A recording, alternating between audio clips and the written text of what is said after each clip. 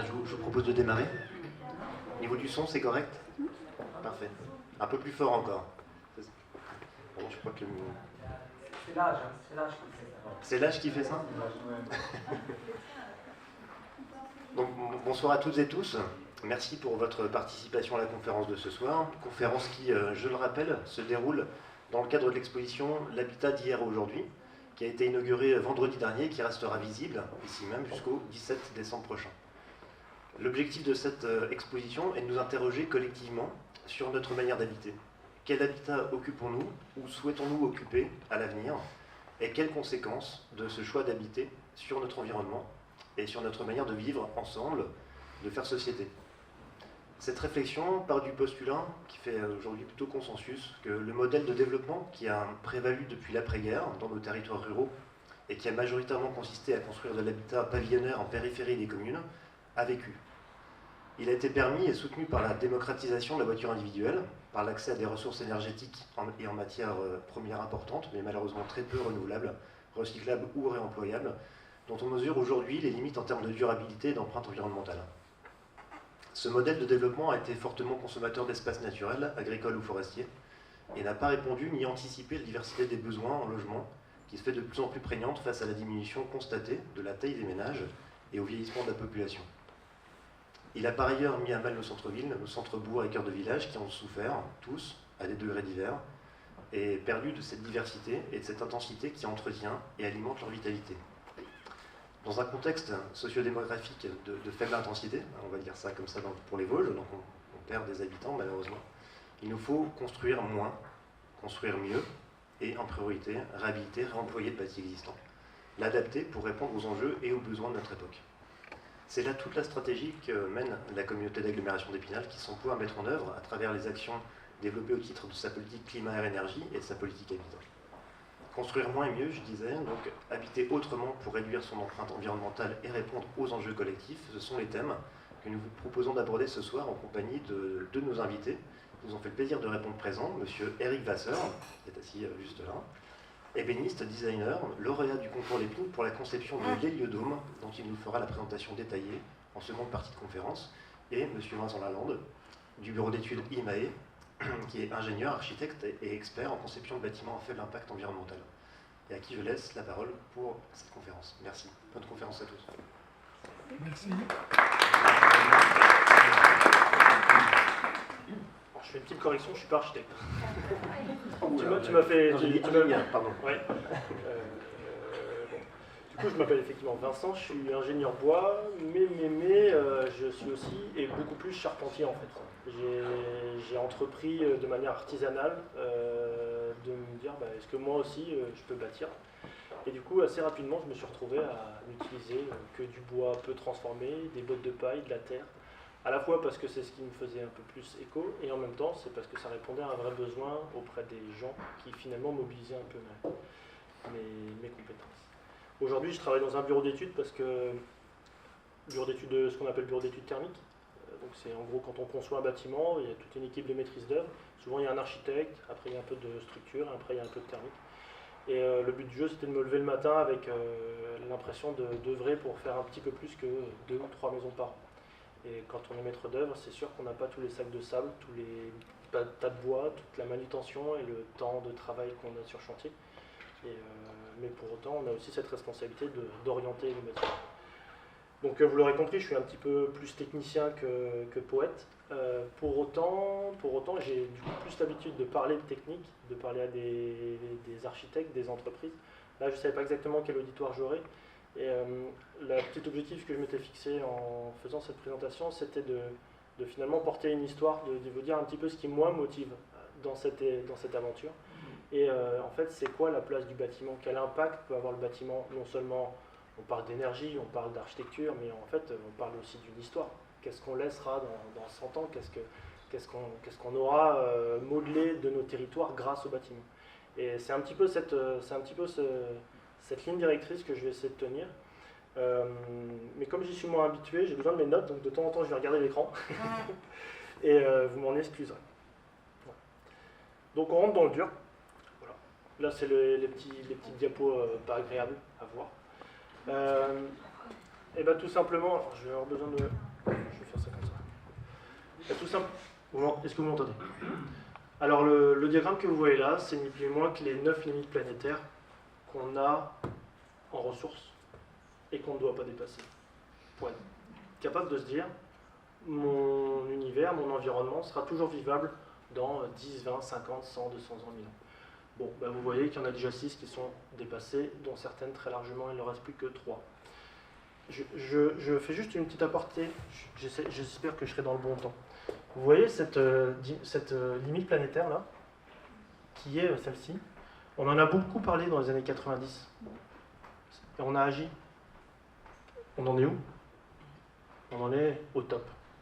Ça veut dire que par nos actions, on peut infléchir le cours des choses. Pourtant, c'est quelque chose qui est indispensable. On parle beaucoup du dioxyde de carbone, mais la couche d'ozone est aussi bigrement importante.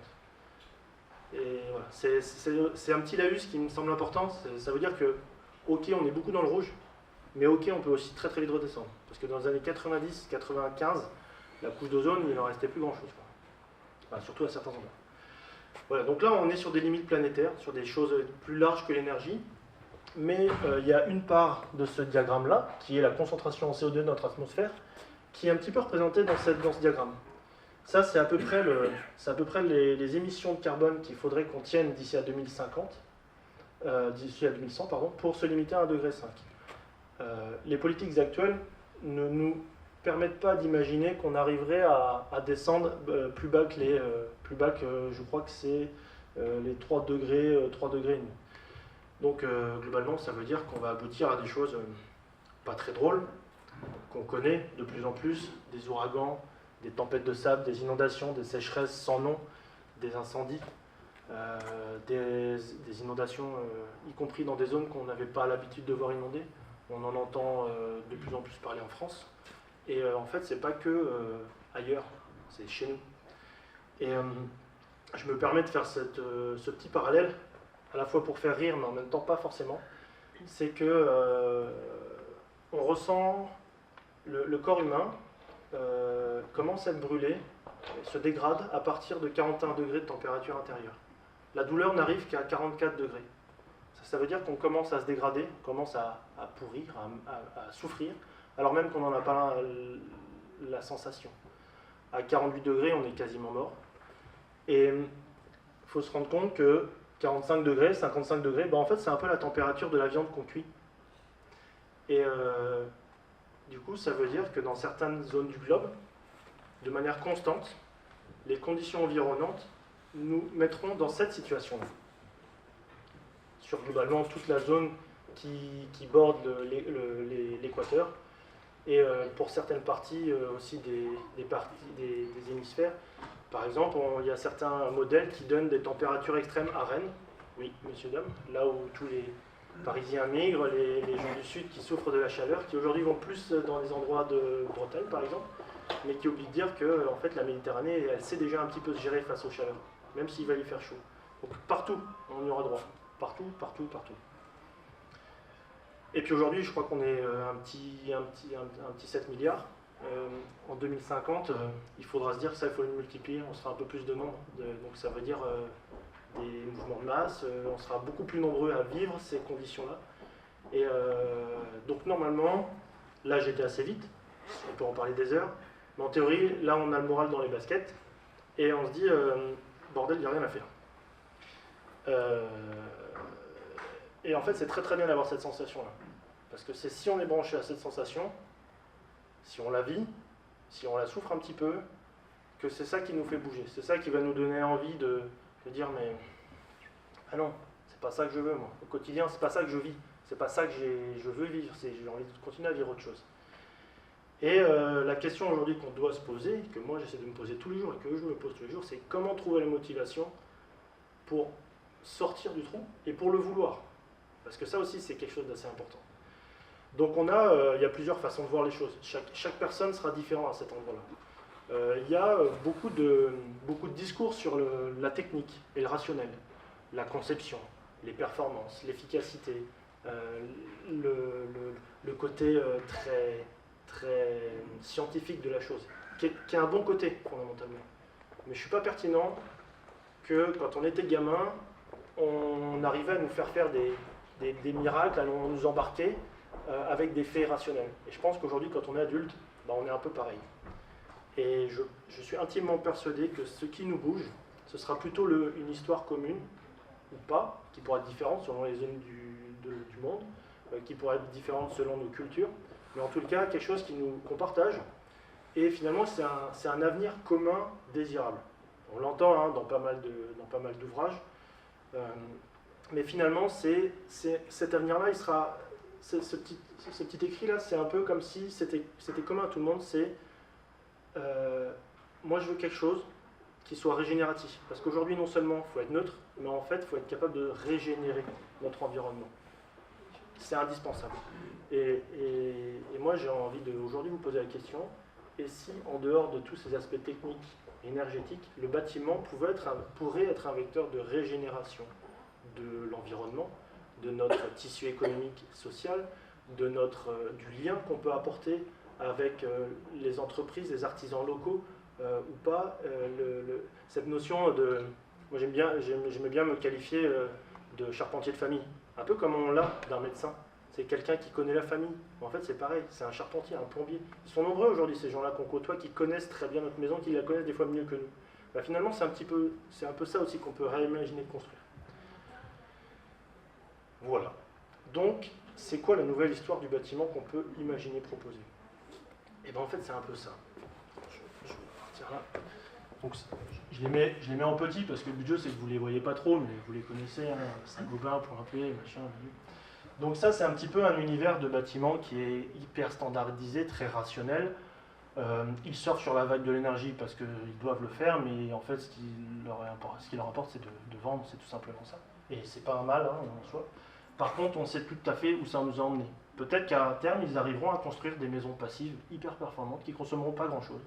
Mais aujourd'hui, il faut quand même se représenter que le bâtiment, 60% de son bilan environnemental, construction, exploitation, donc la durée de vie du bâtiment et démolition, c'est non pas dans l'exploitation, mais c'est dans la construction, dans les matériaux qu'on emploie.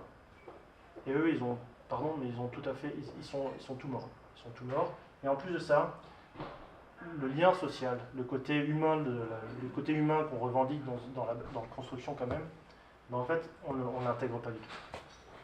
Moi, ce que j'ai envie de vous proposer, c'est plutôt cet avenir-là, c'est-à-dire des structures et des architectures qu'on ne voyait plus depuis je sais pas, depuis quand on fait plus des voûtes en France, depuis quand on construit plus ça. Ça, c'est un bâtiment neuf. Celui-là, vous le connaissez peut-être, c'est une halle, c'est un marché couvert à Tendon. Donc là, on utilise du bois court, donc c'est des petits bois, c'est que du bois massif. En théorie, c'est du bois qui était déclassé. Donc on sait faire des belles constructions, on sait faire des lieux de rencontre, avec un lien social. Et pardon, mais je trouve que ce bâtiment crée une identité pour un territoire. Voilà. Et ça, accessoirement, fait beaucoup monter en compétence à la fois les équipes d'ingénierie et à la fois les équipes de construction. Après, on va pouvoir avoir une autre logique, c'est d'utiliser du petit bois, court, mais de petites sections. Et là, on est obligé de créer un maillage. Voilà. Donc ça veut dire qu'on questionne, on se dit, à chaque fois on pousse plus loin. Mes ressources sont limitées, je vais aller dans un environnement où je vais exploiter la ressource telle qu'elle est. L'architecture, à titre personnel, mais je pense que ça devrait être un peu plus largement partagé, c'est ni plus ni moins qu'un recueil de solutions constructives qui répondent à un moment donné à des contraintes humaines et à des contraintes de matériaux, de ressources en matériaux. C'est ça qui crée l'architecture. Puis je mets ça aussi, je mets cette petite photo parce que historiquement dans les campagnes, on n'était jamais tout seul à faire des bâtiments. Par exemple, quand on travaillait la terre, c'était peut-être pas aussi drôle que ce que le représente le schéma, parce qu'à mon avis, il le vivait différemment, mais aujourd'hui on peut le revivre comme ça. Quoi. Voilà.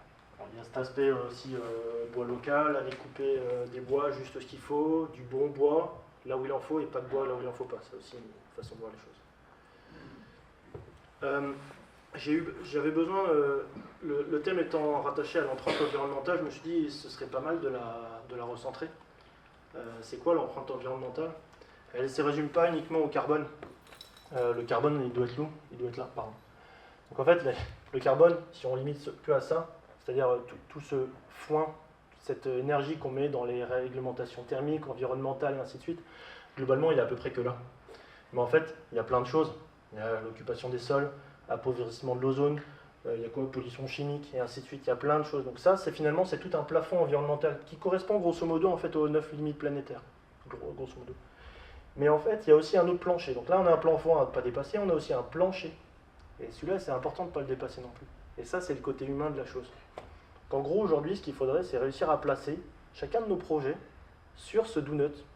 Et en fait, dans le donut, qu'on aime ou qu'on n'aime pas la donut, en tout cas, moi j'aime bien. Moi, là où j'aime bien le donut, c'est pas là. C'est pas là, c'est uniquement là-dedans. C'est ça qui est intéressant. C'est uniquement là-dedans qu'il faut se placer. Voilà. Donc, regardez un petit peu ça, c'est la théorie du donut, elle est rigolote et en même temps, ça permet de. On peut l'adapter à plein de projets. Ça peut être un projet personnel, un projet de loisirs. C'est assez transversal. C'est pas que appliqué au bâtiment. Voilà, donc maintenant que j'ai un peu posé les bases, je vais partir un peu dans des projets qui, moi, peuvent me toucher et avec lesquels j'ai envie de discuter avec vous. Et ne sachant pas si j'avais du coup des architectes, des particuliers, je suis resté sur des sujets un peu maison, même si je fais quelques divergences, mais voilà. Je présente ici une maison, donc ça c'est une propriété d'une commune en Alsace, en réalisation donc avec un maître d'œuvre pour autant, et c'est pour faire du logement. Et la commune a pour volonté de développer un petit peu sa filière Miscanthus. Donc Miscanthus c'est une grande paille, je présente un petit peu après. Et en fait on fait un béton allégé avec du granulat végétal et de l'argile. On projette avec une lance comme celle-ci, avec une petite ossature bois, très légère. Et donc c'est un bâti ancien qui est robuste, qui a passé les années. Donc là c'est typiquement un bâtiment des années 1900, une architecture assez basique. Donc ce serait bien de lui redonner un siècle de vie et de ne pas faire n'importe quoi. Donc on ne va pas chercher la performance à outrance, mais par contre on va chercher le confort. Et on va chercher un matériau qui a un très faible impact environnemental. Tous les matériaux ici viennent de moins de 100 km. Et les artisans c'est pareil. Et le confort hyper intéressant. Donc voilà l'impact de ce chantier-là sur notre paysage, sur notre environnement. La terre, je crois que j'ai inversé, c'est dommage. Donc la terre, elle vient d'une briqueterie, la briqueterie Lanterre de Horfelden. C'est une ancienne briqueterie qui est en train de mourir d'ailleurs, je le dis en passant. Parce qu'en fait aujourd'hui elle n'a plus l'énergie, plus personne lui achète ces tuileries et ces briques à façon qui sont fabriquées avec du charbon. Le charbon coûte cher, l'énergie coûte cher et ils ont du mal à valoriser ça. Par contre le renouveau de ce genre d'endroit, finalement c'est leur connaissance de la terre. Il n'y a pas de meilleur connaisseur de la terre que les briqueteries et les tuileries. Parce qu'ils savent ce que c'est. Ils savent exactement comment c'est composé, qu'est-ce qui colle, qu'est-ce qui colle pas, qu'est-ce qui va avoir du retrait, qu'est-ce qui n'a pas besoin d'être cuit. Et je pense que c'est des structures à encourager dans cette initiative. Quoi d'autre chose? On n'est pas obligé de passer par des briqueteries. Il y a aussi aujourd'hui de plus en plus de filières de réemploi. Parce qu'en fait, la terre, quand on fait des chantiers de génie civil, on paye cher d'ailleurs pour la retraiter. Donc il y a de plus en plus des sociétés de VRD, des carriéristes, des carriers, pardon, je suis peut-être carriériste aussi, qui se mettent ensemble, qui se regroupent en disant voilà, ces terres-là, comment est-ce qu'on peut les valoriser? Et donc en gros, ils sont en train de monter en compétences avec des bureaux d'études, avec des laboratoires pour apprendre à caractériser les terres, savoir à quel usage pourrait correspondre cette terre, les stocker et les proposer. Et quand on en arrivera là, manier sur un petit territoire, parce qu'en fait, eux là, leur force, c'est quoi? C'est pas le matériau en eux-mêmes, c'est le maillage de leur système.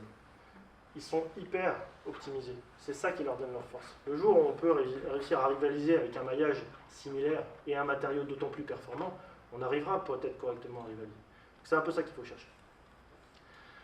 Voilà. Et puis les granulats, donc j'en ai parlé, ça c'est du Miscanthus. Donc on n'en voit pas beaucoup dans les Vosges, il y en a un petit peu dans la Marne, je pense qu'il y a un petit peu en Meurthe-et-Moselle aussi, beaucoup plus en Alsace, qui est le gros département producteur de la région.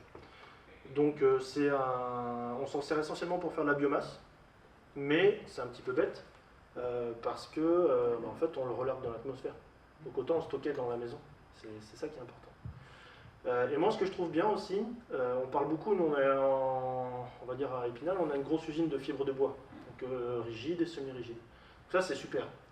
Mais aujourd'hui, je pense que vous baladez un petit peu dans les forêts sont pas au top, quoi. Ils sont pas au top, on leur impose une pression forte. Et moi je me dis que ça pourrait être pas mal pour faire l'isolation d'abaisser cette pression sur les forêts et d'utiliser finalement un produit agricole. Il se trouve que là c'est pas un coproduit parce que ce produit, on le plante, on le coupe pour le couper. Par exemple, le chanvre, la chaîne vote qu'on utilise pour faire le béton de chanvre, c'est un coproduit agricole. On ne s'en sert jamais, à part pour faire la litière animale. On veut la graine, on veut la fibre, la moelle, on n'en fait rien. On peut en faire du béton, on en fait un isolant. Le colza, c'est pareil. Le colza, on le fauche, on récupère donc, les petites graines, on en fait de l'huile. Mais après, la tige, oui, c'est sûr que c'est le sol qui nous la produit. On en redonne une partie au sol, mais en fait, on pourra en prélever une partie. C'est ce qu'on fait avec la paille. Et c'est un coproduit agricole. Ça veut dire que dans toutes les régions de France, ou presque, on est capable de produire notre matériau de proche en proche. Donc ça, c'est tout à fait possible. Et puis, accessoirement, ces surfaces-là, et c'est ça, moi, ça m'apporte... Alors, c'est pas vrai pour le colza, mais ces surfaces-là, globalement, à part à la plantation, c'est des surfaces qu'on prend à la culture de maïs, à la culture de ceci. Donc, en fait, tout ça, c'est pour l'alimentation animale. Je ne dis pas que je suis végétarien, loin de là. Ça forge aussi nos territoires. Mais par contre, on n'est pas obligé d'en faire autant. Donc, en fait, on dit, oui, on a besoin de nos surfaces agricoles. Non, on a besoin d'alimenter un modèle agricole. Moi, ce que j'aimerais, c'est abaisser la pression des forêts pour les permettre de se régénérer, parce que ça, c'est un vecteur de bienfaits de régénération de notre territoire. Et pour ça, transférer un petit peu de pression sur l'agricole, c'est soutenable. Et d'autant plus que c'est des zones sans phyto. Le chanvre n'a pas besoin de beaucoup de phyto. Le miscanthus, une fois qu'il était planté, on n'en parle plus pendant 15 ans. Sachant que c'est planté pendant 15 ans. C'est planté sur une échelle de... Ça dure 15-20 ans à peu près. Donc là, j'ai parlé chanvre, colza, miscanthus. Il existe évidemment le roseau. Donc le roseau, c'est une ressource extraordinaire aussi, à la fois pour sa ressource, mais aussi parce que les zones humides ont une capacité de capter du carbone qui dépasse largement celle des pâtures, celle des forêts et celle des mers. Les zones humides, c'est sans commune mesure. Je n'ai pas d'ordre de grandeur, mais c'est vraiment un endroit à préserver, à la fois en biodiversité et aussi en captation de carbone. Voilà. Donc, selon la région, on a largement de la ressource. Et puis, je voulais aussi vous parler de l'impact des bâtisseurs. Alors, là, j'ai besoin de mes notes.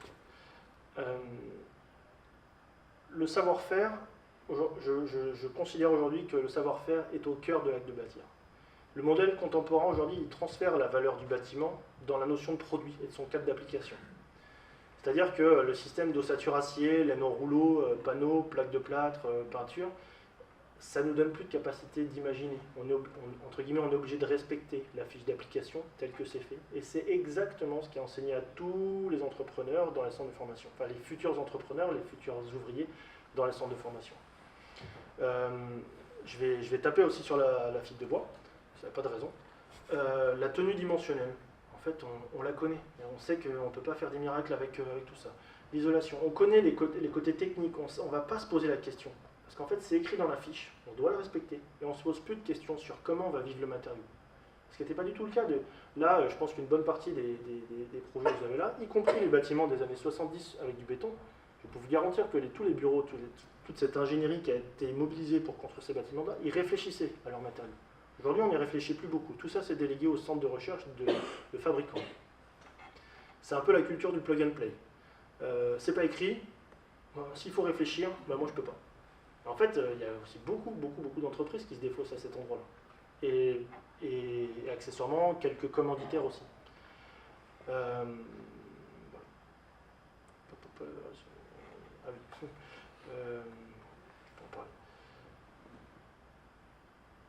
Bon, il y a aussi quelque chose d'important, c'est la production du matériau. Pour avoir visité des usines, artisanales, des scieries, des entreprises agricoles, il y a du monde qui travaille dedans. C'est ça qui fait le vivier, c'est ça qui fait le terreau. C'est sûr des usines comme on peut avoir à Pavatex, c'est des usines qui rapportent effectivement sûrement un peu beaucoup. Par contre, combien de personnes travaillent dedans? Moi, j'ai une petite... est-ce que vous savez combien de personnes par ligne de production travaillent à Pavatex? Alors là, il y a de l'ordre de la dizaine. Est-ce que qui dit mieux? On peut jouer au juste prix. Je peux prendre une autre réponse. Combien? 30 personnes. Ouais, alors plutôt dans l'autre sens, vous êtes un peu plus froide que... Il y a 6 personnes par ligne.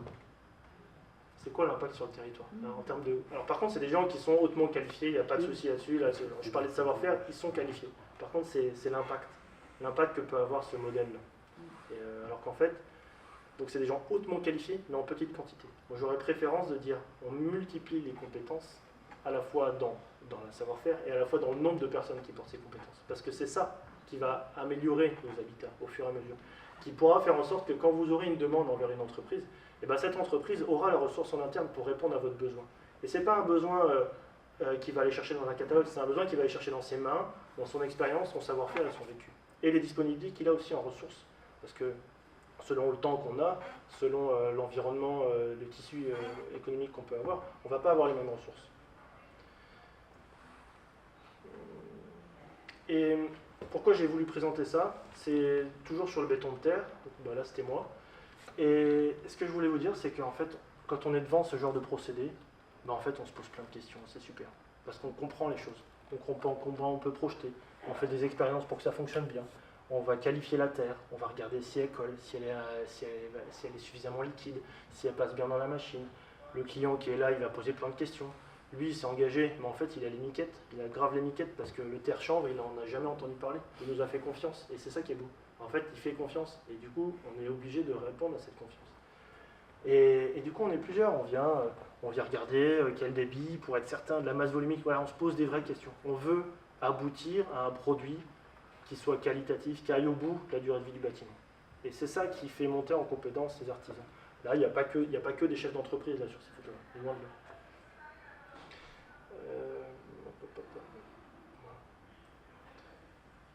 Pareil, je prends l'intercube parce que c'est un sujet qui me tient un peu à cœur, malgré le fait que je sois charpentier, mais c'est extrêmement complémentaire à la structure bois.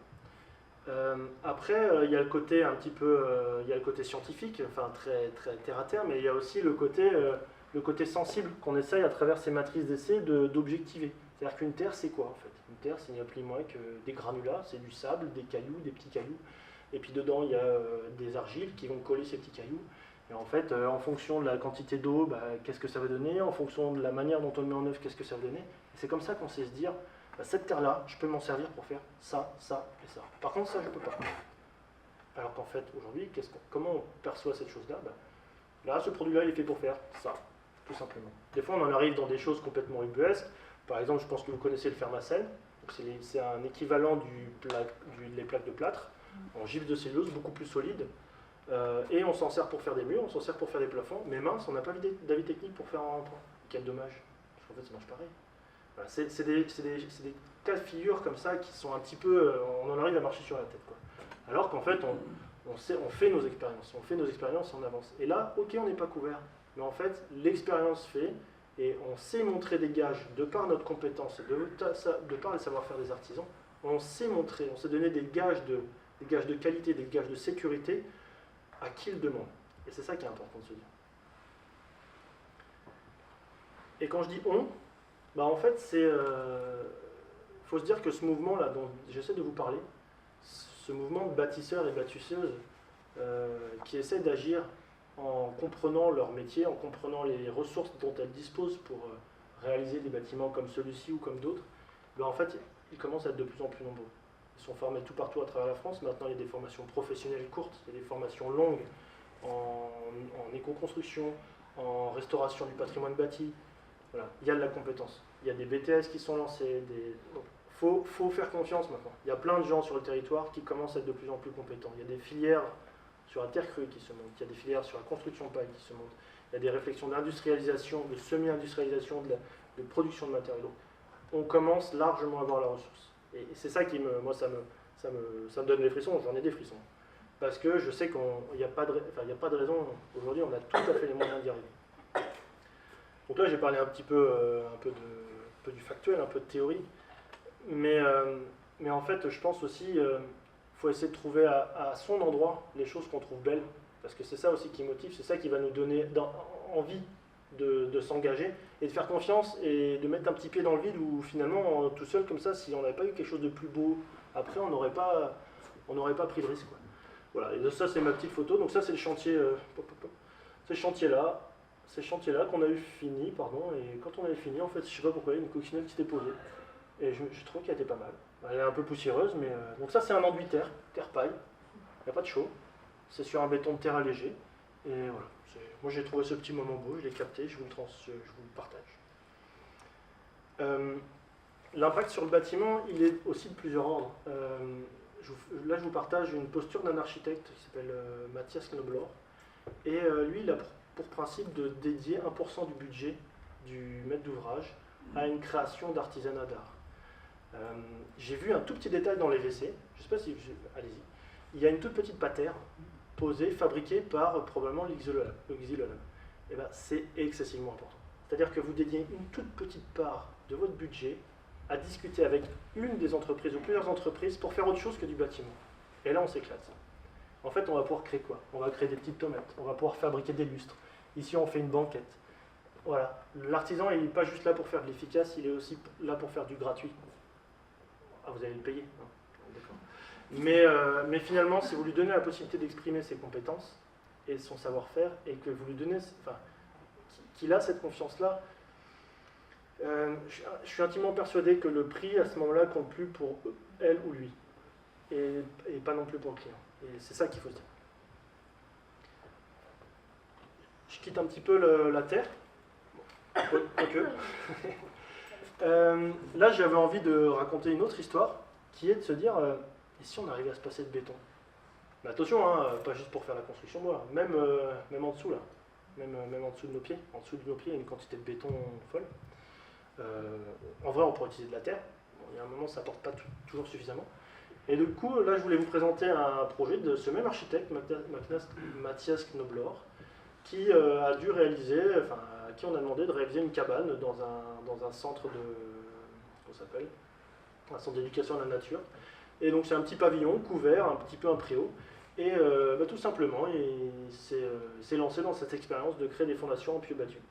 Donc oui, hein, c'est de la grosse artillerie, hein, mais fondamentalement, entre faire venir ça sur un chantier et une toupie de béton, à ceci près que l'engin, quand il est reparti, il ne reste plus rien. Alors que la toupie, quand elle est repartie, il reste une masse de béton, avec tout le carbone que ça suppose, avec tout le manque de réversibilité que ça occasionne.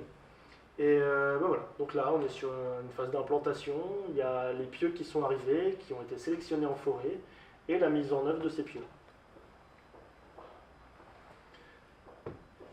Et c'était assez sympa parce que là, on se retrouve avec un charpentier qui est très habitué à faire de la préfabrication par ailleurs, qui vient tout simplement implanter sur des pieux en bois, et il vient sortir sa tronçonneuse, chose qu'il n'avait plus fait depuis des années.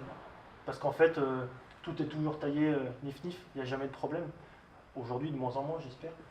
Et là, il s'est retrouvé avec du bois brut à tailler, et en fait, il a implanté, il a taillé ses petites faces pour mettre en œuvre ses solives. Et c'est ça qui était intéressant, c'est-à-dire que ça questionne, on vient remobiliser des savoir-faire qu'on n'avait peut-être pas avant. Et d'autant plus intéressant, ce projet-là, c'est qu'en fait, on est sur une valorisation de forêt affûtée, enfin, c'est du bois local, là c'était de l'acacia en l'occurrence, donc de l'acacia on n'en fait pas des forêts, personne fait des plantations d'acacia, peut-être à quelques exceptions près, mais c'est très, très ponctuel. Du coup là on est vraiment sur de l'exploitation de forêt au cas par cas, on vient ponctionner ici, on vient ponctionner là, et c'est ce travail en fait de connaissance du forestier, de dire ah bah si là je sais qu'il y a un petit îlot qui correspond, c'est de l'aune, on peut en faire du bardage, ah ici c'est de l'acacia, et d'avoir cette connaissance des petits bois, des petites forêts, des petits îlots, des petits massifs qui vont contribuer à la construction de la commune, de proche en proche, hein, fait qu'on va avoir tendance à faire quoi? On va avoir tendance à valoriser du bois, on va en mettre du qualité, vraiment là où il en faut, et on va essayer d'en minimiser l'emploi, là où il ne faut pas. Le bois, on dit que c'est extraordinaire de stocker du bois dans les bâtiments. Aujourd'hui, c'est pas moi qui le dis, c'est la DRAF, donc c'est nos grands chefs de l'agriculture et de la forêt, qui disent que les forêts sont déficitaires en carbone. Alors que le GIEC considère que presque tout repose. Comment on peut être neutre en carbone s'il y a un certain endroit, il n'y a pas de captation? C'est les forêts, les océans. Les forêts ne sont pas capables aujourd'hui de stocker du carbone. Elles sont émettrices nettes. C'est pas moi qui le dis, Écolo Bobo est engagé, militant, c'est la DRAF. Voilà. J'avais aussi envie de partager ces deux photos. Peut-être que vous connaissez, alors je ne vais pas forcer, peut-être que vous connaissez le monde du bois. Vous avez deux modèles de scierie très très différents, complémentaires par ailleurs. Vous allez avoir un modèle qui est intensif, industriel, dont le bois vient de toutes les forêts de France et de l'étranger pour une bonne partie, tellement la pression de l'industrie est gigantesque. Ils ont besoin de, je ne sais pas combien, peut-être une vingtaine, une cinquantaine de camions par jour.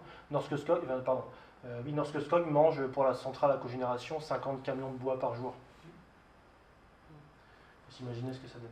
Donc ça a une énorme pression sur le massif forestier. Mais bon, si on veut considérer nos forêts, si on veut leur donner un avenir, il faut aussi considérer que c'est une ressource financière. Et il faut continuer à les exploiter. Je tiens à le dire, Il faut continuer à exploiter les forêts et en tirer du bois. Si on pouvait en tirer tout autant, mais avec une approche un peu différente, c'est-à-dire peut-être un peu moins d'efficacité et d'optimisation, c'est sûr qu'ici le bois, là, il est tellement scié avec des chaînes hyper valorisées, hyper optimisées, que oui, le bois qui va sortir, il a un bien meilleur impact carbone que sur ce genre de structure. Par contre, ce genre de structure, elle va connaître quel est le forestier qu'il faut aller voir pour avoir tel bois, quel est le bois qu'il faut utiliser pour faire ceci et pas cela. Là, il y a une vraie relation. Et surtout, on en a partout sur le territoire. On a un vrai échange de particuliers à directement scieurs, voire constructeurs bois. Et je suis intimement persuadé que dans un avenir pas si loin que ça, ces structures-là auront beaucoup plus de mal à maintenir leur modèle. Alors que celles-ci, peut-être pour d'autres raisons, auront aussi des difficultés, mais la soutenabilité physique du modèle, elle est beaucoup plus entendable dans ce genre de structure. Et c'est ces structures-là qui vont largement contribuer à perpétuer cette capacité à construire bien, à valoriser et exploiter nos forêts, à en tirer du bois et un revenu. D'ailleurs, j'ai un chiffre comme ça à vous donner. La forêt française, est-ce que vous avez une idée de la valorisation, toute retombée comptabilisée, qualité de l'air, loisirs, filière bois. Vous avez une petite idée de ce que ça représente? Mais pareil, juste prix. Okay. Alors on n'est pas en 44 milliards de trous qu'on est en train de chercher à combler, on est de l'ordre de grandeur de 240 milliards annuels. C'est-à-dire qu'aujourd'hui, si on n'a plus nos forêts, en fait, il faut filtrer l'air, il faut stocker le carbone, il y a toute une filière bois, il y a du loisir dedans, il y a du bien-être. En fait, c'est la régénération, toute la biodiversité que permet la forêt. C'est 237 milliards, je crois, sur 2024 ou 2022. Donc voilà, on a besoin de notre forêt, du coup, pour ça, il faut continuer à les exploiter. On a fait récemment avec mon patron des ombrières photovoltaïques, et on a présenté à notre maître d'ouvrage du coup des retombées. On a comparé les structures bois et les structures métal, parce que ça aussi c'est intéressant à faire. C'est-à-dire que si on a une structure bois, une ombrière métallique à 100 000 euros, qui est là, donc on ne retrouve pas ce terme-là. Et ici on a des structures bois, donc les structures bois sont plus volumineuses, elles sont plus coûteuses. On estime en général à 15% plus cher une structure bois par rapport à une structure métal. Le métal coûte cher relativement. Et on s'est dit, bah allez, on fait la comparaison, toutes retombées confondues. Qu'est-ce que nous rapporte le bois s'il est produit en France par des entreprises locales? Et qu'est-ce que nous rapporte une ombrière métallique d'origine étrangère? Parce qu'elles sont toutes d'origine étrangère et on ne peut absolument rien choisir. Et en fait, on fait le total. Donc la matière, qu'est-ce que ça a rapporté en valeur ajoutée? Le transport, qu'est-ce que ça a rajouté? Les salaires, parce qu'en fait, les salaires, ça c'est du temps passé en France. Ça c'est du temps passé en France, mais en fait, le reste, il est tout fait à l'étranger. Pareil, les salaires à l'étranger sont là. Les charges sociales, bon, on ne les touche pas vu qu'elles ne sont pas faites en France, et ainsi de suite. Les marges, c'est la même. Les impôts sur la société. Et en fait, on se retrouve à une ombrière photovoltaïque bois qui a coûté 15% plus cher, mais qui en réalité, à l'échelle du modèle de notre société, aura coûté, en métal, pardon, elle aura coûté 60 000 euros de plus au global. C'est ça, cette réflexion qu'il faut avoir. C'est quoi la réflexion locale? Donc, oui, ça va coûter plus cher à votre collectivité, à votre famille, à votre cabinet d'architecte. Ça va sûrement coûter plus cher d'aller un peu plus loin dans cette démarche. Mais par contre, pensez retombée globale et essayez d'avoir cette pédagogie au maximum, peut-être envers votre famille pour justifier des choix, peut-être envers vos clients pour justifier des choix. Et c'est pareil pour les techniciens qui sont présents ici pour leurs élus.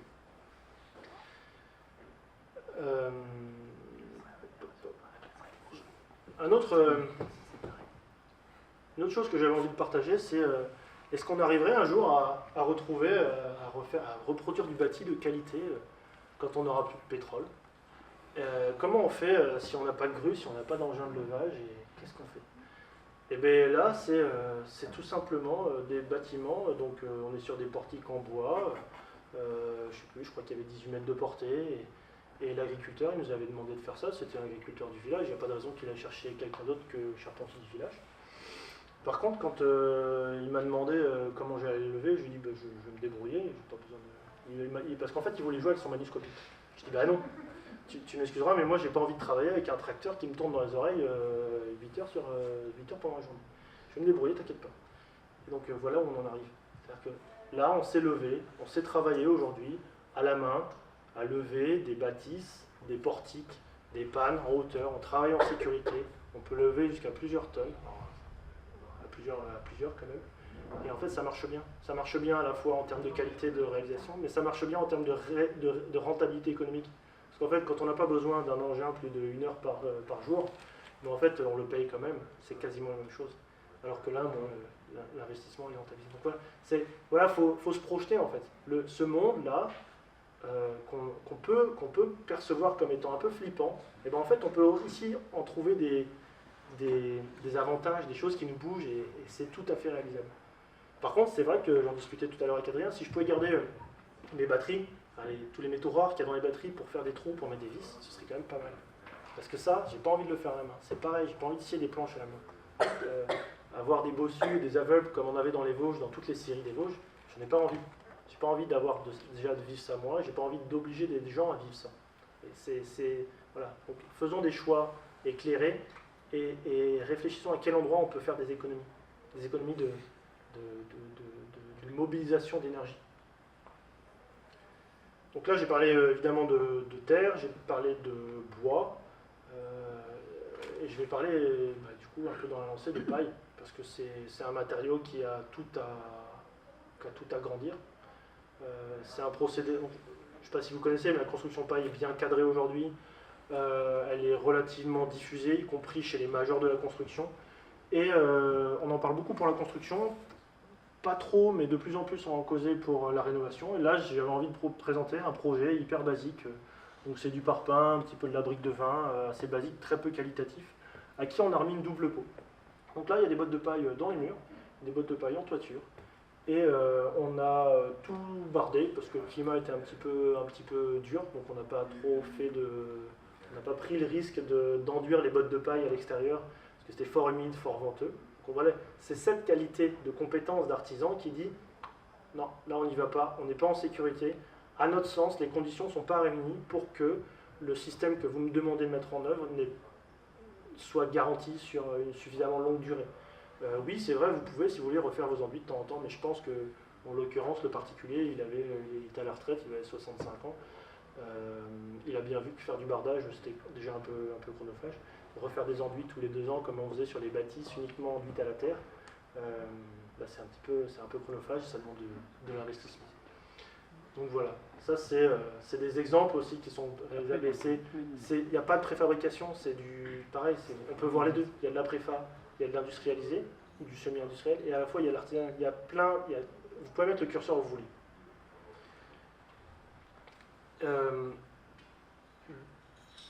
Je vais donner une petite définition de l'éco-construction, et à la fois de ce côté de maillage, aujourd'hui dont on a tous besoin, et de ce qui pour moi est un avenir relativement désirable. Là je vais vous lire quelque chose, je suis désolé, mais c'est quelque chose que j'avais écrit en 2015, quand j'ai créé ma société, et que j'ai retrouvé parce que je ne sais pas pourquoi. Et en fait, ça correspond tout à fait au propos que j'ai souhaité vous tenir aujourd'hui, ce sera ma conclusion. L'éco-construction n'est pas un simple principe de construction basé sur des systèmes écologiques. Il s'agit aussi de replacer l'homme au cœur de l'acte de construire, et non pas de construire au détriment du bien-être de l'homme. Construire n'est plus simplement une finalité, c'est aussi un moyen de recréer du lien, de partager, d'échanger, de faire bénéficier son expérience. C'est aussi le moyen de relocaliser l'économie, de créer des activités marchandes et non marchandes. C'est sur ce principe d'échange réciproque, d'où l'image, où chaque élément s'appuie sur son voisin et où tous sont nécessaires à l'ensemble que je construis notre activité au quotidien. N'importe quel projet soutenant l'éco-construction soutiendra un sieur et ou un cultivateur de champs, lesquels pourront ainsi continuer à promouvoir leur savoir-faire via une association d'artisans et à préserver notre paysage en cultivant des champs et en entretenant des forêts qui bordent notre maison et accueillent nos enfants. Je vous remercie de votre attention.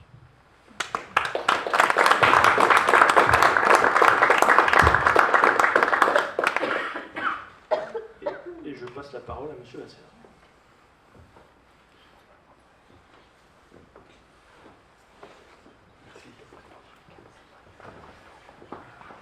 Merci beaucoup, bonsoir. Donc, vous m'entendez? Est-ce que vous m'entendez tous? Comme ça, je n'ai même pas besoin de m'embêter, parce que j'ai l'impression qu'il n'y avait pas grand-chose qui passait par le micro. C'est bon, vous m'entendez? Parfait? Super, c'est beaucoup plus simple. Alors, donc moi je vais vous parler de l'héliodome. Donc j'avais la chance qu'il soit en tête d'affiche. C'est pour ça que j'ai remis cette image. Donc je voudrais vous parler donc de la vieille histoire de l'architecture. Parce que l'architecture, elle a toujours été liée, anciennement, liée aux trajectoires du Soleil. Toute l'histoire. Chez nous, les plus vieilles traces de l'architecture, c'est des pierres mégalithiques. C'est rythmé d'après le Soleil. On fait un tour du monde, toutes les anciennes cultures, toutes les anciennes réalisations qu'on a sont toujours liées aux trajectoires du Soleil. On peut remonter jusqu'aux Grecs. Les Grecs, eux, construisent carrément des villes entières orientées plein sud. Les Romains continuent à faire des cathédrales avec des organisations, des équilibres géométriques, mais alors d'une précision. On parle du nombre d'or, on parle de toutes ces belles choses. Et donc moi, j'avais eu la chance de faire de l'histoire de l'art. J'avais appris mon métier d'ébéniste. Et à 17 ans, j'ai posé la question, qui m'a travaillé après pendant tellement d'années. Mais alors, il est où le Soleil aujourd'hui dans l'architecture? S'il a écrit toute l'histoire, pourquoi est-ce qu'il ne serait plus dans notre histoire? C'est quand même le Soleil qui en fait, qui donne la vie, quoi. Alors c'est sûr que, je dirais, à un moment, je pense qu'on est arrivé à un tournant, parce que le monde intellectuel a voulu comprendre et simplifier, donc il a mis le Soleil en tant que point fixe et a fait tourner la Terre autour. Elle est fantastique, la connaissance. Sauf que moi, je suis un terrien, on est tous des terriens. On peut faire comme on veut. Le Soleil, il se lève, il tourne et il se couche. Et tous les jours, il fait une autre trajectoire. Et tous les jours, il nous offre une autre dimension. Et tous les jours, il rythme. Et c'est fantastique. Et cette histoire-là, c'est comme si ça n'existait plus. Et donc, j'ai eu le malheur d'en parler à mon épouse quand j'ai appris à connaître. Et puis, voilà, et de temps en temps, elle me disait hey, « tu m'as refait rêver un jour ». Et donc aujourd'hui, quand j'ai des visiteurs qui viennent à l'Héliodome, je leur dis souvent « c'est à cause d'elle ». Voilà. Et donc là, j'ai une photo. Alors, ce qu'il y a de fantastique, c'est que là, on a une photo de nuit. Et autant je vais vous parler des accords du bâtiment aux trajectoires du Soleil, autant là on voit que la nuit on est aussi dans un accord complètement incroyable, dans une ligne parfaitement symétrique à l'étoile du Nord avec des étoiles qui tournent. Donc c'est une photo du ciel de 2h30. 2h30 du ciel, la nuit.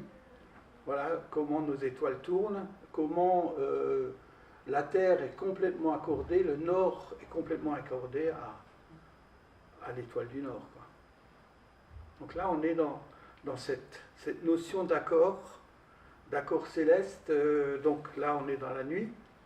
Et puis, en fait, je vais comment? Je fais là, là. Oui, je pense. Voilà. Et donc là, on a le bâtiment de jour. Et donc c'est sûr que moi je ne savais pas à quoi ça allait pouvoir ressembler. J'ai construit un bâtiment parce que j'avais envie de construire un volume, mais dont l'homme ne serait plus l'architecte, mais que ce soit la nature qui donne la forme. Et donc les orientations, comment est-ce que je vais réussir à traduire les trajectoires du Soleil dans un volume? Donc je me suis retrouvé avec une base. Donc là, vous voyez l'avant de la base. À l'arrière, je me retrouve en fait symétrique. Et ma base, c'est un grand losange. Alors, ce qu'il y a de fantastique, c'est que on a parlé de bâtiments en produits naturels. Moi, je dirais en Alsace, on a énormément de maisons à colombage. Et on a une spécificité complètement incroyable qu'on ne trouve nulle part ailleurs. On a des losanges décoratifs sous les fenêtres. Et personne ne sait pourquoi on a traduit ces losanges. Et pour moi, le losange, donc dans ce bâtiment-là, il me donne les 4 coins cardinaux. Et cette arête-là, elle va au lever du soleil le jour de l'été. Et celle-là va au coucher du soleil le jour de l'été. Et donc le jour de l'été, tout simplement le soleil, dans sa trajectoire, eh ben, il donne la forme à la façade. Et pour ce qu'il en est du toit, c'est que là, autant là, on a le soleil qui se lève au nord-est, en hiver, il se lève au sud-est, et là, il reste bas dans le ciel, il fait une courbe assez basse, et c'est ce qui va donner la forme au toit. Après ça, on a le jour du printemps, le jour de l'automne, où le soleil va vraiment se lever à l'est, il va aller à l'ouest, mais en ligne droite. Et c'est les 2 jours, où, le jour du printemps, le jour de l'automne, où il est parallèle à l'équateur, où il fait une ligne droite.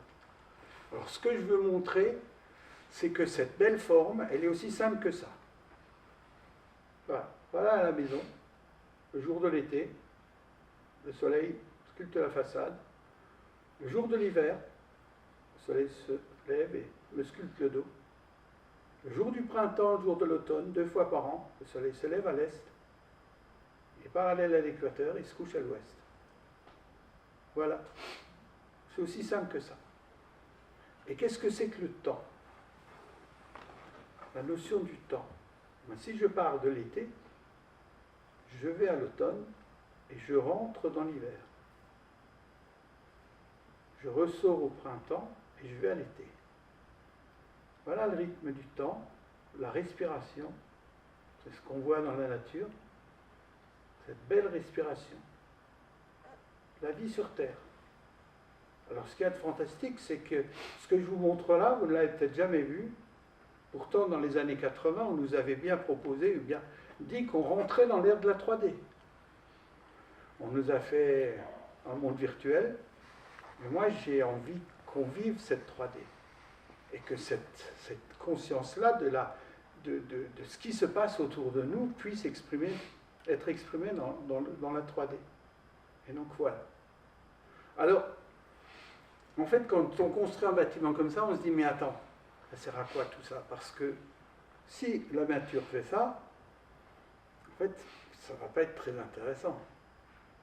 Mais en fait, ce qui est génial, c'est qu'on sait très bien que là, on est justement dans cette période, ça commence déjà à bien faire, mais ça va durer plus de 4 mois, où le soleil est bas.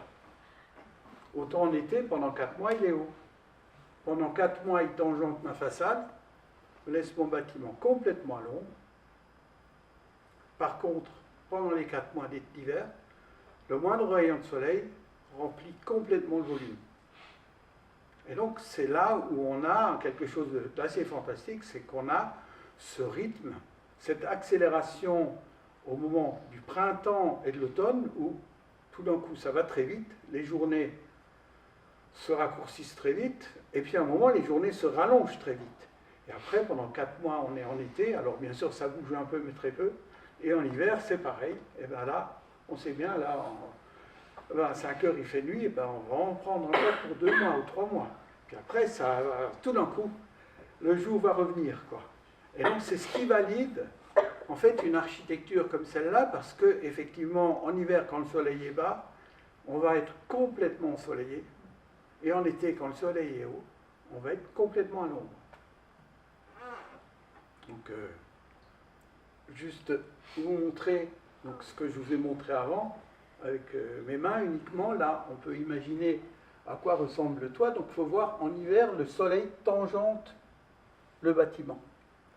Alors ce qu'il y a aussi de génial, c'est que là on peut un peu s'imaginer, c'est que même en hiver, eh ben, là derrière la haie, elle est déjà complètement ensoleillée, même en plein hiver. Pour ce qu'il en est de l'ombre portée du bâtiment, on ne peut pas faire beaucoup mieux. On pourrait construire des bâtiments les uns à côté des autres, chacun aurait droit au soleil. Parce que c'est simple, quand un bâtiment a cette forme-là, ben, voilà. Donc, je dirais, ce bâtiment-là, pour moi, c'est juste une prise de conscience de ce que c'est que les trajectoires du soleil.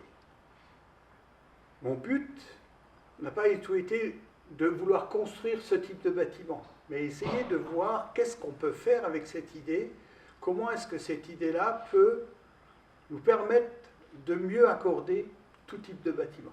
de mieux s'accorder à la nature. Et donc, je vais vous montrer.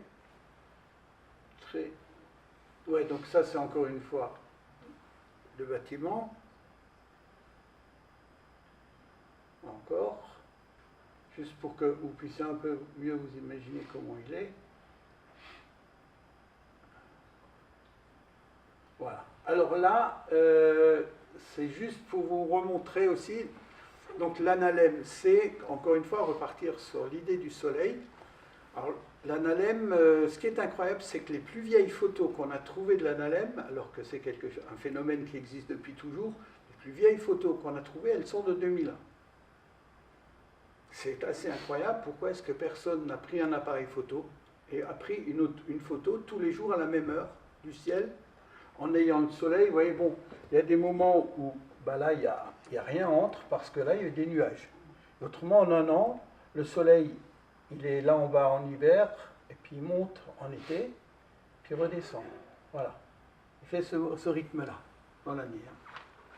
Et d'où l'explication qu'en hiver, quand il est bas, on en prend pour 4 mois. Et c'est pareil en été, quand il est haut, on s'en prend pour 4 mois. Donc ça encore, juste vous montrer la construction. Alors bon, nous, on avait, comme tout outil,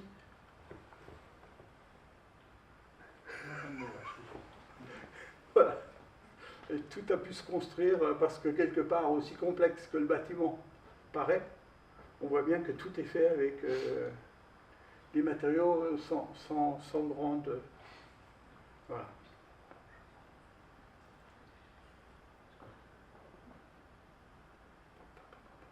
Voilà, donc là, on voit les différentes phases de construction.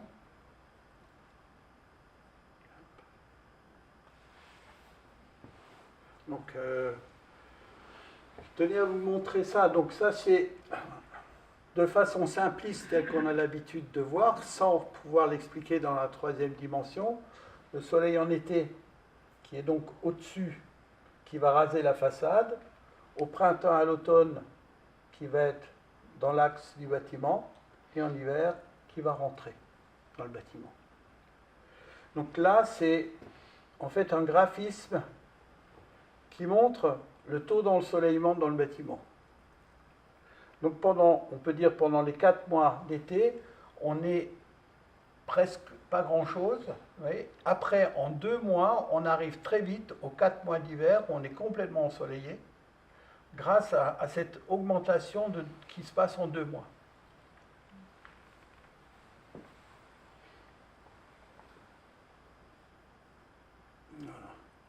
Et donc, voilà, disons, très vite, on a construit d'autres bâtiments. Et très vite, on avait compris que déjà le bas du bâtiment, vu que c'est un bâtiment qui traduit les trajectoires du soleil, le bas du bâtiment traduit d'abord les 2 premières heures et les 2 dernières heures.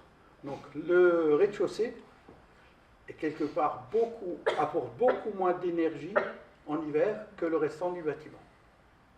Donc, on a très vite compris que le rez-de-chaussée était moins intéressant thermiquement. Donc, il reste un côté intéressant à cette géométrie, c'est que ça reste un côté qu'on n'arrive pas toujours très bien encore à expliquer, c'est que le bâtiment en soi, tel qu'il est construit, il a une acoustique complètement incroyable. Aujourd'hui, notre bâtiment a déjà servi à faire énormément d'enregistrements. Depuis 10 ans, il y a des concerts et il y a des gens qui viennent enregistrer parce qu'on a un son complètement incroyable d'une qualité. Il y a eu des chercheurs acousticiens qui sont venus et puis qui ont dit, voilà, vous avez, en fait, d'après les calculs, vous avez utilisé les formules des Grecs. Mais bon, moi je dirais, formules des Grecs, non, je n'en connaissais aucune, j'ai juste construit un bâtiment en accord avec la nature. Par contre, donc, ça, dans ces bâtiments-là, on a encore une belle acoustique, mais elle n'est pas tout aussi pointue que ce qu'on a dans le bâtiment qu'on a construit en premier. Là, on est déjà dans une optimisation au niveau de la thermique. Donc, je vais tout ça. Là, on voit le bâtiment. Donc, l'idée était aussi, donc là on le voit moins, mais de couvrir de façon végétale. Donc ça, on a fait pas mal de bâtiments pour l'instant, on a réussi à végétaliser. Moi, je trouve que quand on arrive à végétaliser un bâtiment, en fait, le toit est souvent, bien souvent plus du double de surface de ce qu'on va prendre au sol.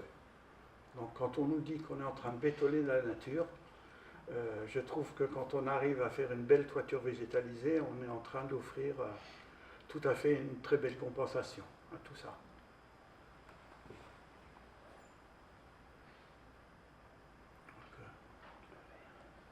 Donc ça a été, encore une fois, vous voyez, on n'a pas le bas du bâtiment. Ça, c'est un bâtiment qui a été construit à Saint-Dié.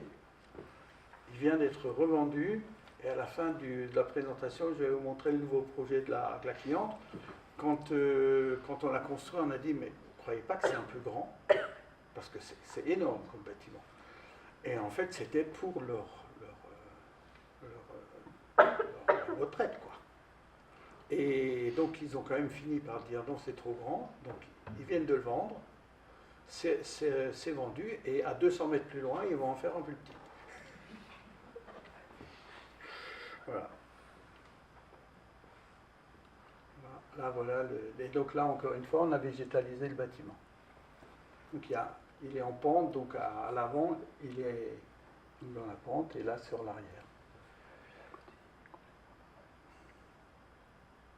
Alors, très vite, on a compris que cette idée-là pouvait s'adapter à tout type de maison. Et qu'il suffisait d'utiliser le côté sud.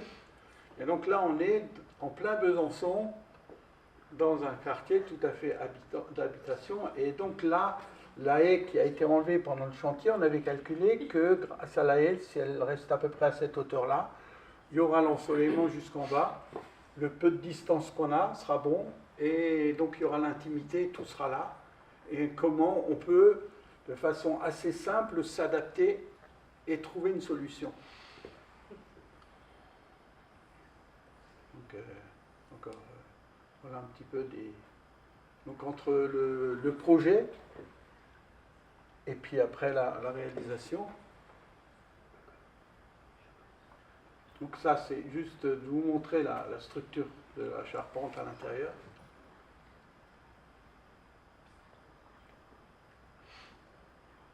Donc ça, c'était un tout petit projet. Donc en fait, c'est une dame qui avait un petit jardin, on peut dire dans la banlieue de Strasbourg, un tout petit jardin. Il y avait un petit poulailler au fond du jardin. Et puis, en regardant, on avait droit au soleil. Ça pouvait être intéressant. Et donc voilà. On lui a fait un petit gîte. Et ce gîte, elle le loue. Alors, si vous cherchez, vous le trouverez, ce gîte. Vous verrez qu'il y a en fait, il y a un enthousiasme assez incroyable par rapport à tous les gens qui peuvent profiter d'habiter dans ce petit gîte.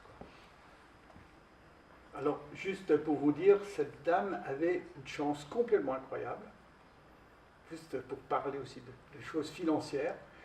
Elle a eu une tante qu'elle ne connaissait pas, qui, après impôts et tout, lui a fait hériter 120 000 euros. Et donc, elle est venue vers moi, elle m'a dit, écoute, j'ai regardé, quand je veux regarder, je trouve un petit 2 pièces à Strasbourg, mais ce n'est pas forcément génial. Qu'est-ce qu'on peut faire avec cet argent-là ? C'était pas évident, ça a demandé une très grande complicité au niveau des entreprises. On avait une somme, il fallait arriver au bout, et on y est arrivé. Je ne dis pas que c'était il y a 2 ans, je ne sais pas si aujourd'hui on y sera encore, parce qu'on s'est quand même pris pas mal d'inflation, mais par contre on y était arrivé. Voilà. Il faut vous dire que rien n'est impossible, même de se faire des bâtiments. Et donc là, on voit bien que la forme n'est plus du tout l'héliodome au complet, mais que là, en hiver, on a un ensoleillement total, et en été, on est à l'ombre.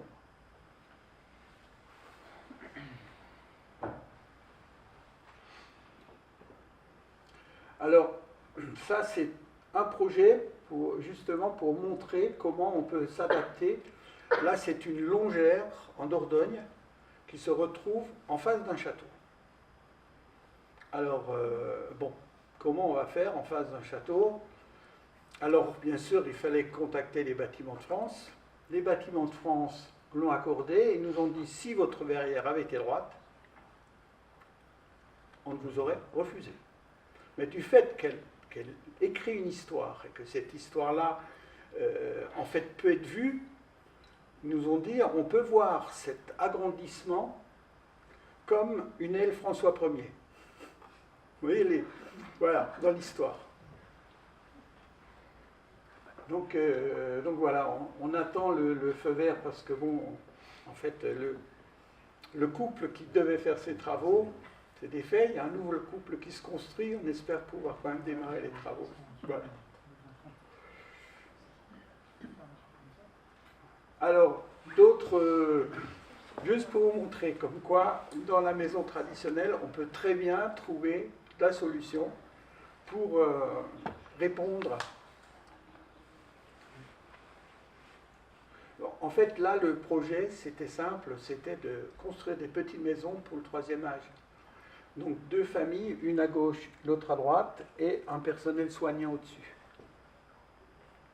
C'était ça. Et d'où le besoin de grandes terrasses pour qu'ils puissent profiter. Si les deux s'entendent bien, l'un aura plus le matin, l'autre plus le soir. Enfin, la convivialité, tout peut être imaginé. Donc voilà, c'est des projets. Bon, voilà. Alors, pour l'instant, voilà, ça devrait aussi se réaliser. Ça reste au stade de projet. Voilà. Donc encore une fois, du slab. Le bâtiment, en esquisse. Et donc là, on va dans une démarche encore une fois différente. Là, on est dans un golf, on est dans le grand luxe, et on veut, voilà, on est près de la frontière suisse, on est dans du monde où financièrement on ne compte pas forcément parce que là, on est presque dans le l'ébénisterie, on n'est plus dans de la charpente. C'est de faire des murs coniques et de s'imaginer des aménagements intérieurs en iconique, bon. Voilà, mais bon. C'est juste montrer des possibles. Là encore, on est dans du tout petit habitat. On est là dans du 20 mètres carrés, on a fait du 25, du 30. Donc voilà.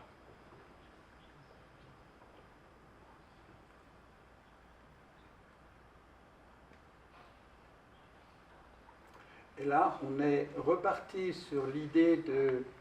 Donc, avant, je vous ai montré le 20 mètres carrés. Là, on est sur un 30 mètres carrés à l'avant.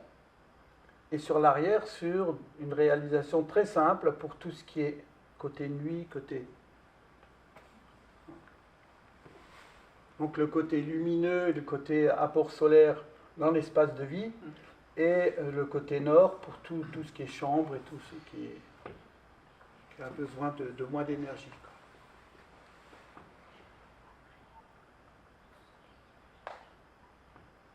Là, on réduit de façon le plus optimisée possible, en se disant, voilà, il suffit que je trouve le sud, voilà, j'ai mon petit espace.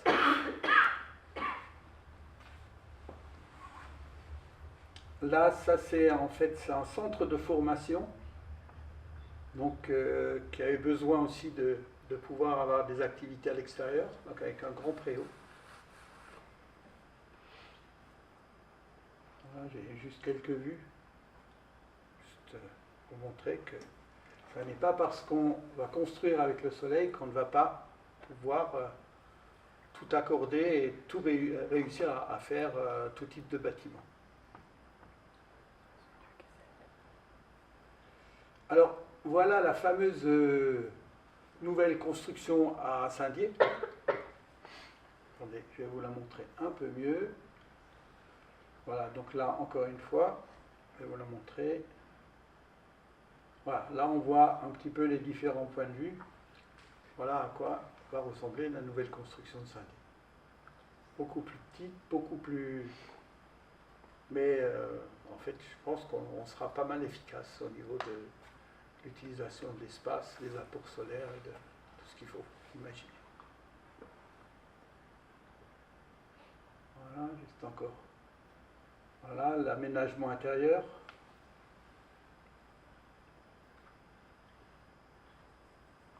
Et puis, voilà un petit peu à quoi ça va ressembler.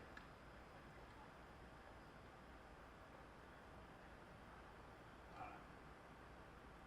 Alors, on va rentrer dans les bâtiments, dans les problématiques des villes. Comment est-ce que je vais pouvoir transcrire cette idée dans la ville? Donc voilà les premières esquisses. Et voilà les esquisses qui avancent un peu plus. Alors là, on avait un permis de construire, mais malheureusement, pour l'instant, les grands groupes ont réussi à faire comprendre à deux reprises déjà à nos clients que, voilà, qu'ils savaient faire avec des meilleurs résultats financiers, parce qu'il faut quand même voir que quand on fait des investissements de cet ordre-là, c'est quand même très lourd. Et donc voilà. Pour l'instant, on n'a pas encore gagné, mais on a bon espoir de pouvoir un jour construire ce type de bâtiment. Donc voilà. Donc il n'y a aucune raison qu'on ne puisse pas profiter du soleil en hiver et d'être à l'ombre l'été. Il faut quand même voir qu'il suffit qu'un vitrage soit comme là, incliné vers l'avant. Le vitrage va tout simplement refléter le sol et non plus le ciel. Moi, je peux parler d'expérience. Dans mon bâtiment, en 15 ans, je n'ai pas vu un oiseau s'écraser sur mon vitrage. Pourtant, j'ai 160 mètres carrés. C'est énorme. Moi, j'ai un vitrage énorme, complètement surdimensionné, mais c'est ce que nous a apporté le prototype, l'essai de dire, et si je construis un bâtiment en disant, je l'accorde et j'essaye de m'accorder à la nature, j'essaye de construire quelque chose sans forcément vouloir trouver la raison, mais de se dire, je veux construire quelque chose pour exprimer ce que la nature veut bien me dire. Et puis après, d'essayer d'en sortir ce que j'appelle aujourd'hui l'architecture héliodynamique.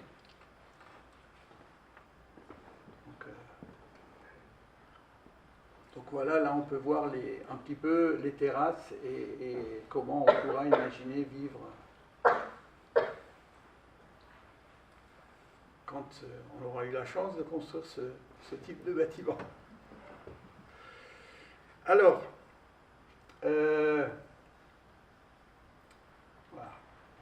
voilà, ça c'est un petit peu de s'imaginer comment on vit l'intérieur, quand les vitrages sont biais, comment on se rend bien compte que ça reste de l'habitat. C'est pas parce qu'on a tout d'un coup un vitrage différent. Le seul vrai avantage qu'on a, c'est que du fait que le vitrage part en biais, on gagne énormément de surface au niveau mètre carré, parce que quand on a un mur qui monte, on est là. Mais quand le vitrage part en biais, on est au bord du vitrage et on est là, Donc, quelque part, on gagne énormément de surface.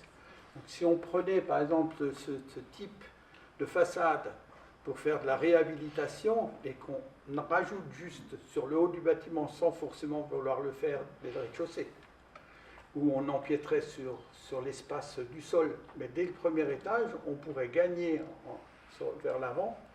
Et à ce moment-là, on gagnerait beaucoup aussi au niveau surface habitable.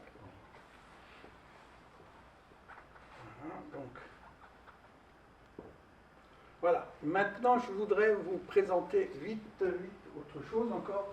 Là, je voudrais revenir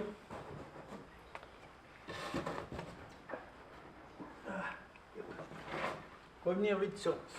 Donc ça, c'est la maquette du tout premier bâtiment. Donc, en été, le soleil se lève là, il est là à midi, puis il se couche là. Ça, c'est logique. Donc, en hiver, il se lève là, il est là à midi, il se couche là.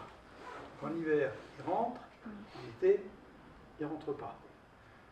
Alors, ce qui a été complètement incroyable, c'est d'un jour de se dire, mais normalement, quand on crée un volume, on a toujours un espace et un contre-espace.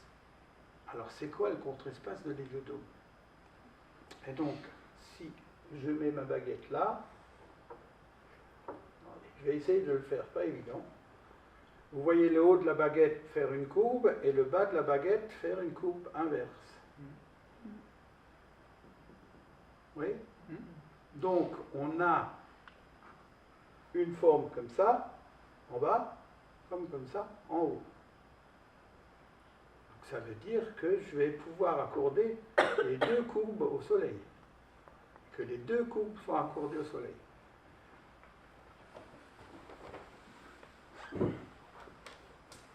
Donc ça va me permettre d'imaginer des bâtiments en S, tout en étant forcément accordés au Soleil. Parce que pour l'instant, je n'étais que dans la bosse. Maintenant, je vais pouvoir être dans le creux. Ça va me permettre de faire des choses comme ça.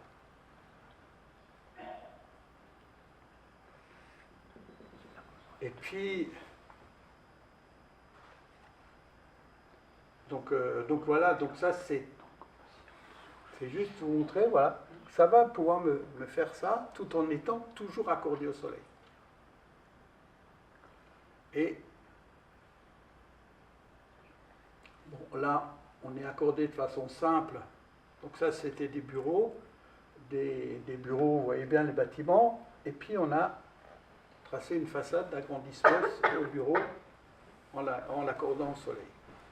Et puis maintenant, grâce à notre nouvelle forme, voilà ce qu'on va pouvoir construire.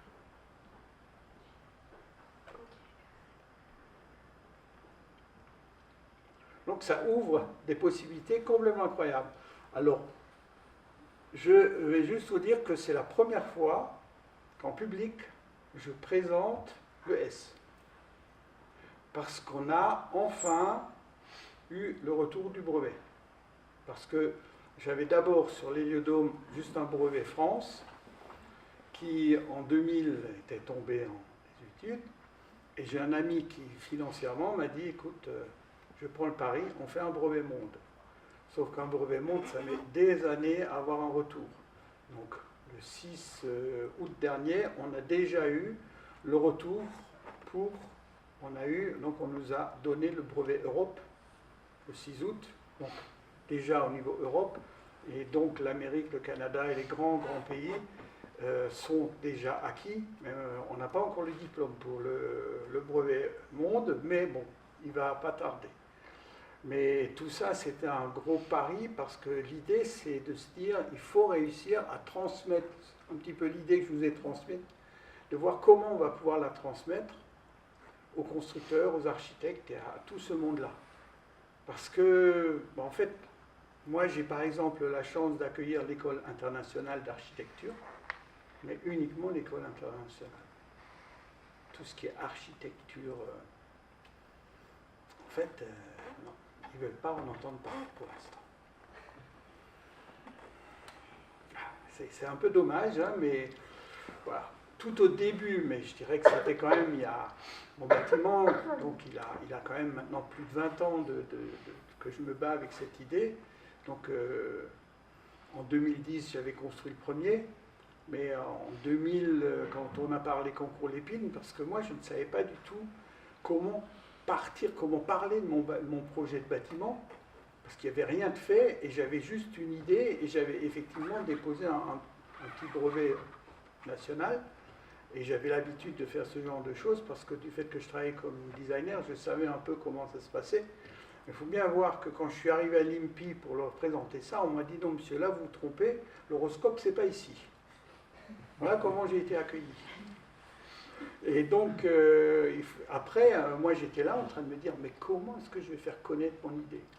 C'est là que j'avais découvert que le concours Lépine était arrivé à Strasbourg, à la foire de Strasbourg. Et il faut vous imaginer que de participer à cette foire-là, l'inscription au concours Lépine avait coûté 240 €. C'est pas mal, hein, pour un stand de foire tout équipé, quand on sait ce que ça coûte les foires. Et donc c'est comme ça que je suis arrivé à tout d'un coup gagner le concours Lépine d'abord à Strasbourg. J'ai eu grâce à ça un stand gratuit à Paris.